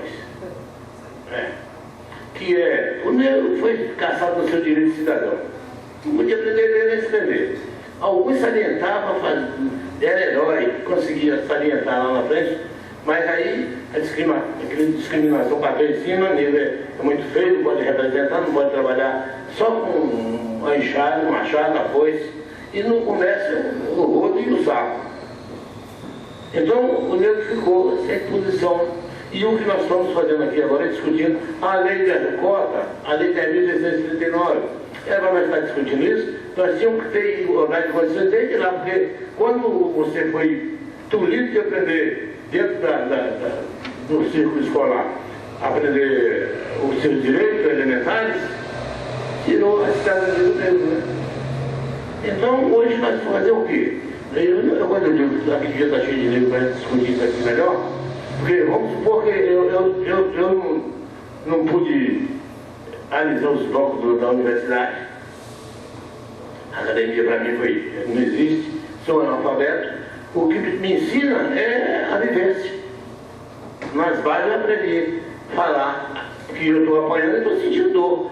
Porque eu não pude, meu pai, um homem que trabalhava no macaco. Eu não sei se vocês entendem isso aqui, mas eu posso falar. Trabalhava no macaco, ele morava lá na fazendinha, num pedaço de terreno que tinha um sogro dele, meu avô. E aí trabalhava com os vizinhos, macaco, quer dizer, ganhava aquele dinheiro lá na fazendinha lá, como ele queria pagar R$8 por dia, R$5 por dia, para poder criar 10 filhos. Então, a coisa ficou difícil. E hoje nós discutimos e queremos que nós não discutimos, queremos chegar na política, não temos representatividade. Quem disse a digníssima? Não temos representatividade humana para poder enfrentar ombro a ombro. Quer dizer, tem um déficit científico e trabalhista. Então nós precisamos discutir isso, mas a legislação tem que tomar terra, tem que estar aqui discutindo. O político, por que nós não temos a mesma representação negra, né? Tem o dividido de raça, mas não é negro. Mas é mistura da raça, a gente tem que respeitar. E pelo menos ter o cuidado de estar aqui trazendo uma sessão para nós discutirmos isso aqui.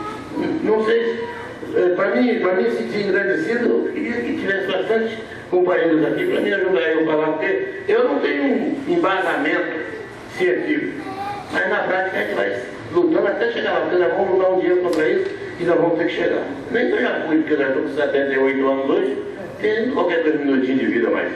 Mas muito obrigado pela oportunidade. Mas eu tinha que falar mais, mas não tem como falar, porque eu tenho pouco. Eu tenho que ir para cá.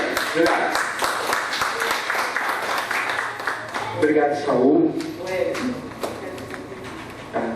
Temos a maioria também inscrita, temos o Marquinho.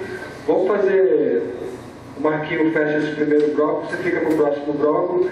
E eu gostaria de registrar também a presença do Edson Ferreira, ele que é o presidente da UNEGRO aqui no Espírito Santo.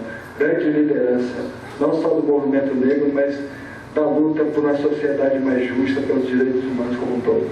Marquinhos. Bom, boa noite a todos e a todas. Eu me chamo Marcos, eu trabalho no gabinete do vereador Michele e sou do Negro também, né? Participo do Negro. E que pelo pouco que eu ouvi aqui da fala da Tatiana, eu queria falar sobre um programa que existe no IFES chamado ProEja, né, do qual participo. Para quem não sabe, o ProEja foi um programa que foi criado por decreto do governo Lula, né, que institui uma educação, que proporciona uma educação para jovens e adultos, uma educação profissional de nível técnico e médio. Né? E esse programa já tem 12 anos aqui no IFES Vitória. E na minha turma nós decidimos fazer um trabalho de metodologia, vamos fazer uma pesquisa aí, sobre a história do ProEja aqui no campus Vitória. Por que eu estou falando do ProEja? Porque o ProEja não foi criado como um programa para atingir diretamente o público negro. Mas quando você entra no IFES hoje, a negrada lá no IFES está no ProEja. Você pode observar diversos cursos, diversas áreas ali, mas as turmas, a sala de aula que reúne o maior número de negros são as salas de aula do ProEja, né?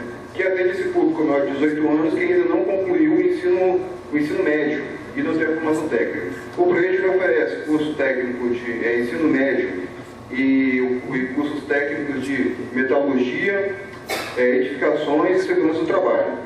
Né? E o que acontece dentro do ProEja nesses últimos 12 anos, né? Pelo menos assim contam os mais velhos e assim contam os próprios coordenadores do ProEja, é que os primeiros alunos do ProEja, eles foram muito discriminados dentro do IFES. E os alunos do ProEja não conseguem atingir determinados índices. E aí apresentam dados, apresentam números. Mas não conta que durante esses 12 anos, esses alunos que ingressaram numa escola que tradicionalmente sempre atendeu a uma determinada parcela, né, da nossa população, da nossa sociedade, que é uma escola que sempre foi fechada, né, para esse público que sempre foi excluído, porque a educação ela exclui, mas na maioria dos casos ela exclui. Ela exclui e a maior parcela da população que a educação contribui para excluir é negro e pobre.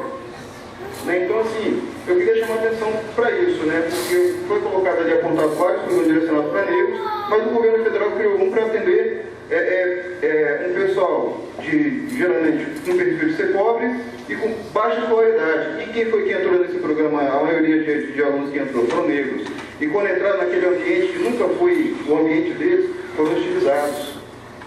Né? E isso, eu acredito que isso acontece em muitos dos programas que o governo vem desenvolvendo de 2002 para cá, né? Porque eu percebi nos seus números ali que as coisas melhoraram um pouquinho depois de 2002, 2004, né? Para cá, né? Que foi com a eleição do governo do Lula mesmo. Né? Então essa é a contribuição que eu gostaria de trazer. Porque você mostrou os dados aqui, mas os seus dados foram pontuando algumas coisas que eu vivencio dentro do IFES, né? Que é uma instituição pública, né? Federal e tal, que adotou, vem adotando muitas políticas interessantes, né? Nesse sentido, para atender esse público aí, entendeu? Então essa é a contribuição que eu gostaria de trazer aqui para a discussão.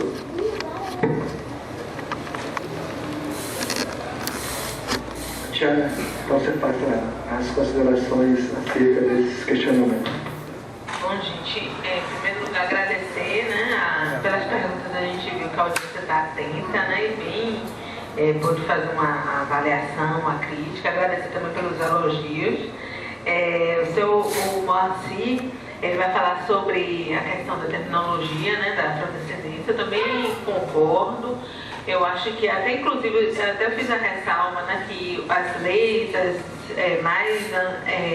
logo depois de Tuba, né, elas trabalhavam muito dentro da questão da afrodescendência e assim, muito ligada da discussão da reparação, né? Então, vamos reparar aqueles que vieram de África e que são descendentes de árabes. E depois, muito foi se vendo que você acabava tendo um foco muito mais amplo do que efetivamente está tratando e está beneficiando aqueles que estão, né, sofrendo o nosso famoso racismo de marca, né?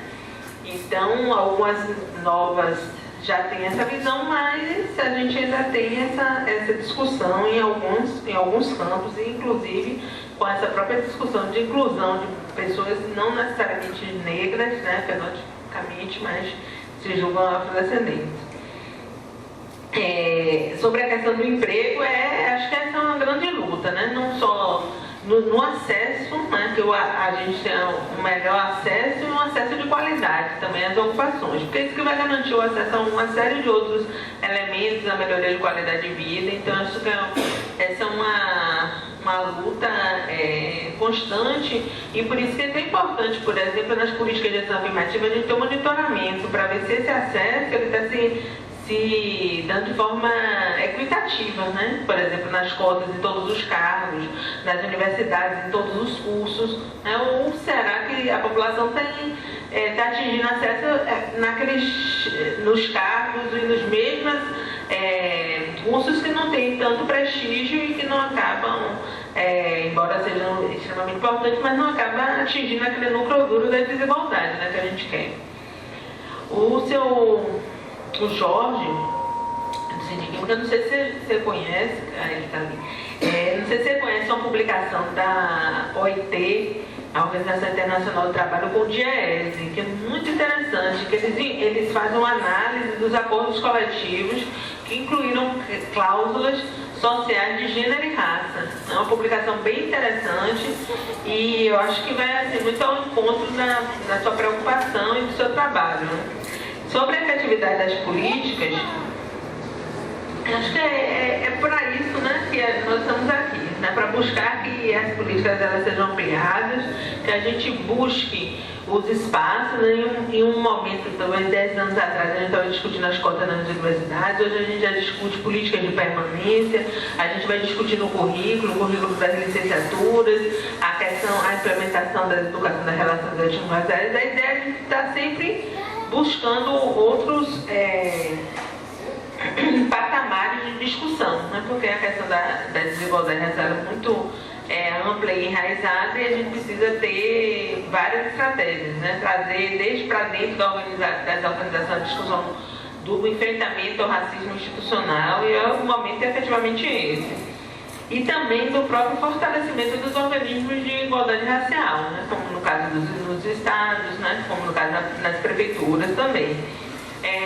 Recentemente, também no ano passado, na FUNAPI, em novembro, foi lançado um decreto que regulamenta o Sistema Nacional de Promoção da Igualdade Racial, o SINAPI, né? Já tem alguns editais abertos efetivamente para o fortalecimento, e uma disputa, né? E uma luta interna dentro das prefeituras e dentro dos governos estaduais por mais espaço, mais orçamento, mais autonomia para os órgãos de promoção da igualdade racial. A gente sabe que a realidade desses órgãos, eles não existem em todos os locais, nem todas as prefeituras, nem todos os estados, mas é uma realidade de disputa dentro de outros pautas, como é a realidade de disputa da CEPI dentro do governo federal. E tem um papel fundamental de coordenação, não só de execução, mas efetivamente de coordenação da política, né? De articular junto com as outras partes, com as outras áreas, como é que a política federal de igualdade racial está se dando e como é que as políticas dentro do município, dentro do estado, estão atentas e observando a discussão de igualdade racial. Então, a gente sabe que as realidades são bastante diferentes, né? Teve recentemente um encontro dos gestores de igualdade racial, de um gestor que estava dizendo, tem secretarias, tem municipais, tem gerência de coordenação, mas tem uns que é uma assessoria que é um indivíduo só, para fazer mais atender público de LGBTT, gênero, população negra e um monte de coisa, uma pessoa, né? Então a gente tem uma busca ainda de espaço e de legitimidade dentro do Estado, né? E isso envolve fortalecimento das estruturas, formação, autonomia, orçamento. Então é um tema, embora, como o seu Saúl colocou, a desigualdade ela se dá, né? Ela desde lá, quando é negada a educação à população negra, mas no âmbito da política pública, acolhido pelas políticas públicas, é um tema recente e que exige aí uma disputa dia a dia para o fortalecimento da política. O seu Saúl também falou sobre a necessidade, né, do embasamento científico. Eu vou contar rapidamente uma das... que a gente luta nas diversas frentes com as diferentes armas que a gente tem, né? Uma cena que me chamou muita atenção, me tocou muito, foi quando do julgamento no STF das cotas, né? Eu tive a oportunidade de estar lá, né? Até achei vazio um pouco, não estava tão cheio quanto eu esperava, de ter gente na porta e tudo, que é um outro problema, né? De desmobilização. Mas, voltando lá para dentro do STF, estava na oportunidade. E na hora que finalizou a sessão, né, todo mundo ficou muito emocionado, os militantes que estavam lá, e a ministra falou assim, também muito emocionada, nós já falamos isso há 30 anos, agora se foi reconhecer o caráter legítimo constitucional das políticas com critério racial. Então, o que nós temos alcançado em termos de promoção da igualdade racial e redução desses indicadores, ele não foi construído agora, nem foi doado à população negra. É a luta de vários militantes há mais de 30 anos, né, discutindo nos seus espaços, fortalecendo a política, que gerou o momento lá dentro do STF, tem gerado uma série de outros momentos e de avanço na política. Então, você falou isso, me lembrei logo dessa discussão e da necessidade de a gente estar fortalecendo a luta em todas as esferas e com as armas que a gente tem disponível. E o Marcos fala sobre o IFES, né? Marcos, quando você falou também, eu me lembro muito da trajetória dos alunos cotistas que passaram, né? Não é o caso, você está falando do EJA, mas é o caso de você, alguém que me falou assim, né? Quando o negro chega num lugar que não é o dele, começa a tomar, não é o dele historicamente concedido, né? Permitido a ele, ele começa a ser mais discriminado, né? Então, é a mesma trajetória dos alunos cotistas que não tinham acesso aos espaços, que não se verificava tanto a população negra com suas deficiências, com suas carências, mas que se é um projeto político da instituição e do governo, que esses indivíduos eles passem a acessar os espaços que foram para eles negados ao longo do tempo, esse mesmo Estado, essas mesmas instituições têm que se organizar para atendê-los, não tirá-los de lá, né? Fora, excluídos já estavam há muitos anos, né? Então, tem várias iniciativas de universidade. Eu acho que tem agora uma política mais institucionalizada com a questão das bolsas de permanência, concursos extra, concursos de nivelamento, que tem promovido isso. A gente também vê os relatórios de universidade dizendo que muitos estudantes cotistas entram abaixo, né, com a nota abaixo da média dos estudantes, mas tem um índice de evasão menor, né, um índice de conclusão menor do que a média, um índice de conclusão maior, e acabam finalizando seus cursos no mesmo nível dos outros, dentro da média dos outros alunos. Então é uma questão de você dar oportunidade e lutar por essa oportunidade. Eu acho que nós precisamos, né, dentro da discussão do racismo institucional, rever as nossas próprias estruturas, senão a gente vai continuar gerando dentro das instituições os mesmos ciclos de exclusão. Eu tenho um colega que ele nem se reconhecia como negro na época, depois ele passou a se reconhecer, teve outra trajetória lá. Ele era professor lá da Universidade da Bahia.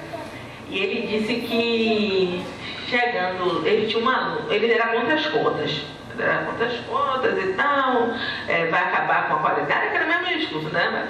Aí ele disse, ele era professor de física, né? Aí ele, que é uma área de física, todo mundo sabe que física lá se diz que física é fácil de entrar e difícil de sair, né? Aí ele pegou tinha um aluno cotista, que ele disse que tinha realmente muita dificuldade, uma base fraca, não estava acompanhando a aula, então.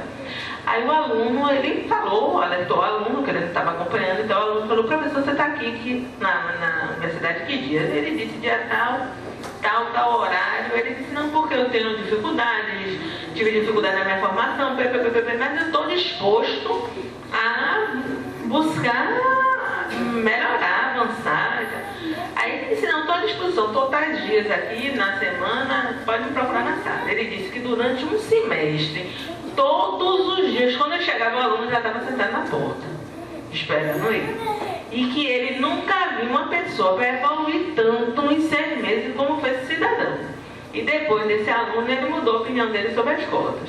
Então, tem um esforço individual, como foi o caso dele, e tem um esforço institucional, porque a instituição tem que entender, né, e tem que ser impelida a rever seus próprios processos, para que não seja mais um moinho de exclusão das pessoas, né. Eu fui também professora do Cefet na Bahia, né, depois virou o Instituto Federal. Eu não ensinava no curso de administração, mas também tive a oportunidade de ensinar no IE, já conheço bem qual é essa realidade, e a instituição tem que buscar seus caminhos para poder ser mais inclusiva, né? Acho que a gente está nesse caminho na educação e temos que buscar esse caminho também em várias outras esferas.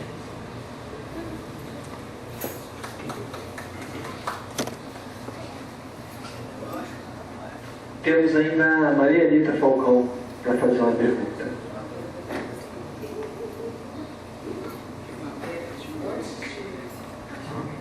Antes de formular minha pergunta, eu só queria, assim, a título de informação, dizer que Vitória está se organizando para aderir ao Sistema Nacional, o SINAPI. Dentro de pouco em breve nós estaremos, né?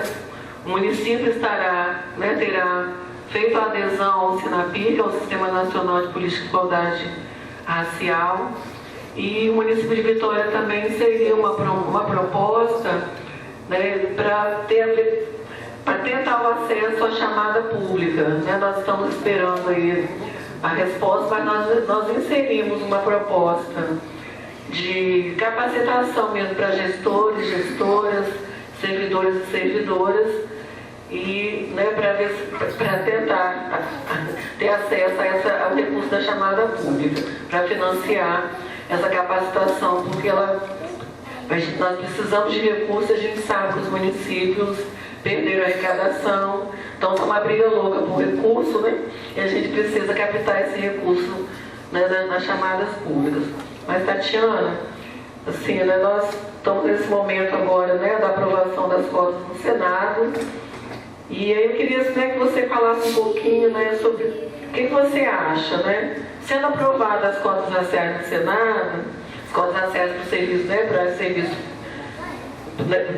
o serviço público, né, nos concursos, você acha que isso poderá influenciar decisões nos estados, como Vitória, que está, né, sob júdice, o Ministério Público embargou e está sob júdice? Você acha que vai ter alguma influência? Então, eu queria que você falasse um pouquinho para a gente aqui, para a gente ter, né, poder caminhar melhor. Vitória está no Conselho do Negro, está no movimento, está numa movimentação, está lendo documentação, está tentando conversar com os desembargadores, mas nós estamos nessa luta aí, aguardando, porque é desejo da municipalidade que essas cotas existam nos nossos concursos públicos. Obrigada, Anitta. Última pergunta.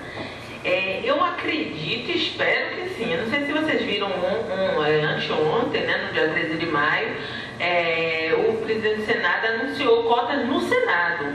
Né? Cotas no Senado. De 20% nos concursos do Senado Federal. Então, acho que tem um movimento, já tem uma análise no Conselho Nacional de Justiça, já tem uma discussão disso no Conselho Nacional do Ministério Público também, para cotas dentro da carreira do Ministério Público. E a expectativa é que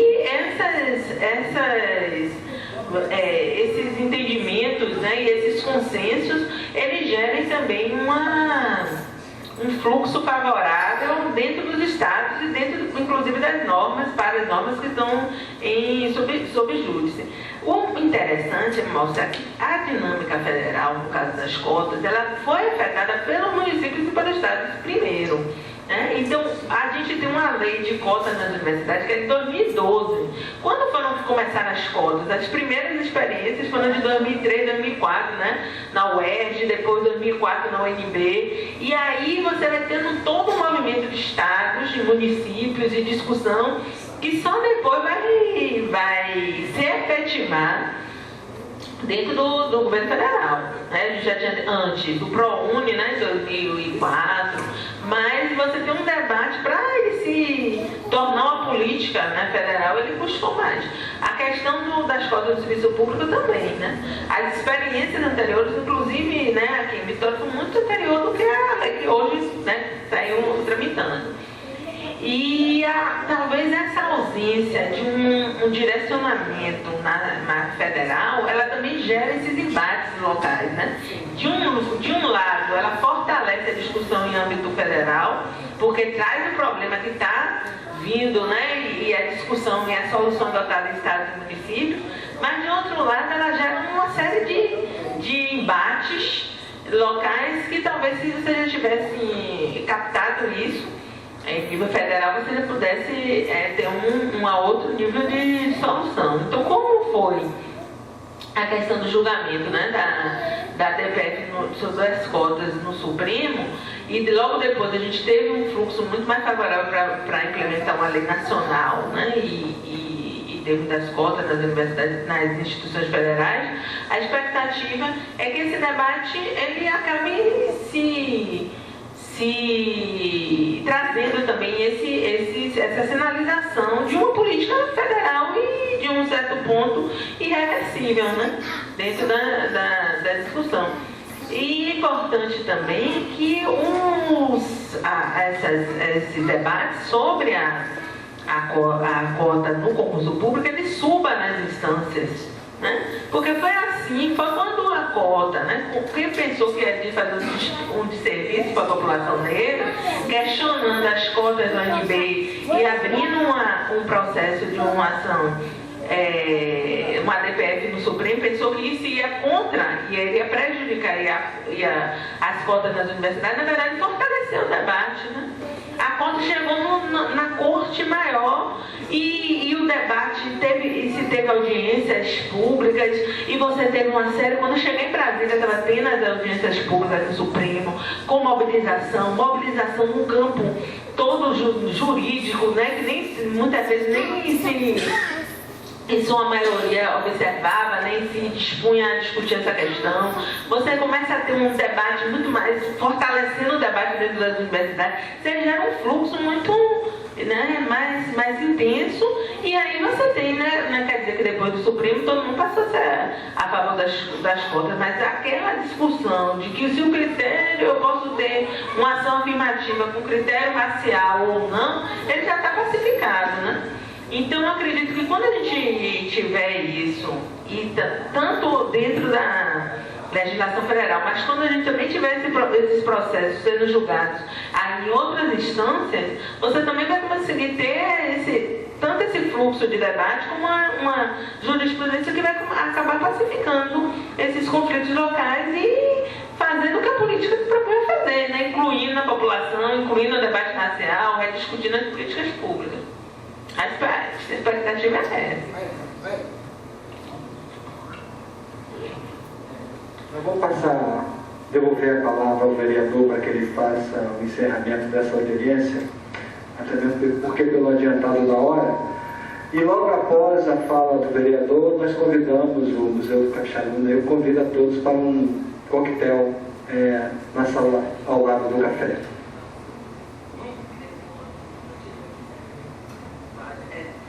Um pouquinho antes de encerrar, eu trouxe aqui uns exemplares de umas publicações nossas, tanto aqui para o museu, para a biblioteca, para a gerência e para o gabinete, né, do vereador.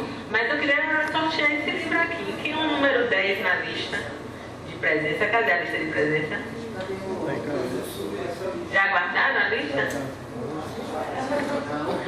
Se guardaram, eu vou usar outro critério. Não é não?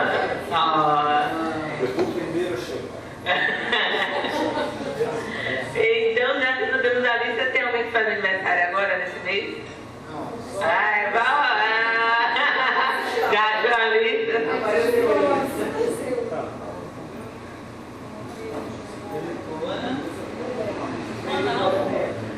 Ronaldo não está mais aqui. Já foi.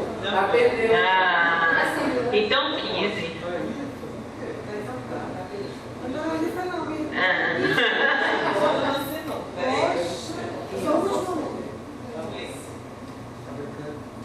Pede o menininho para botar o dedo. Ana, meia. Também não dá? Pronto. Boa leitura. Bom, gente, agradecer primeiro a Tatiana. É uma técnica, é uma pessoa que domina o assunto do ponto de vista político, do ponto de vista ideológico e, como todos nós precisamos também dominar, do ponto de vista técnico. Ela é uma pesquisadora do IPEA, que é uma instituição de muita credibilidade no Brasil e no mundo todo, né? É do povo brasileiro. E como ela falou, como se perguntou, como foi debatido, é muito importante para todo mundo a posição de cada um no processo de produção. No processo de produção de bens, de serviços, né, que a gente também chama de mercado de trabalho, a posição de cada um é fundamental. Essa posição nossa é que vai formar a própria consciência de classe. E a exclusão, ela empurra para fora desse importante instrumento de emancipação que que é o mercado de trabalho, que é o processo de produção. Então, essas políticas todas afirmativas, elas estão se dando de uns anos para cá. Nesse governo do Lula e depois de Dilma, e um pouquinho antes também, vinham se dando todas essas ações, fazendo experiências para que a exclusão fosse se reduzindo. Os números falam por si. Os números mostrados aqui são importantíssimos, estão nesse trabalho aí, eles falam por si.